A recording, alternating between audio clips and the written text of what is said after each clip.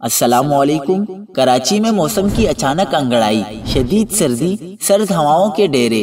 محکمہ موسمیات نے بارشوں کے نئے سلسلے کی پیشگوئی کر دی۔ کیا آپ حالات حاضرہ سے آگاہی حاصل کرنا چاہتے ہیں؟ خبر کے پیچھے چھپے اصل حقائق جاننا چاہتے ہیں تو ابھی سبسکرائب کیجئے جلمل پاکستان کو اور ساتھ ہی گھنٹی کے نشان پر کلک کر دیں۔ آپ کو بتاتے چلیں کہ کراچی میں بارشوں کے بعد سردی بڑھ گئی۔ آئندہ چند روز میں شہر کا موسم مزید سرد ہونے کا امکان ہے۔ محکمہ موسمیات کے مطابق آئندہ ہفتے 4 اور 5 جنوری کو کراچی میں ایک بار پھر بارش کا امکان ہے، جس سے درجہ حرارت میں مزید کمی واقع ہوگی۔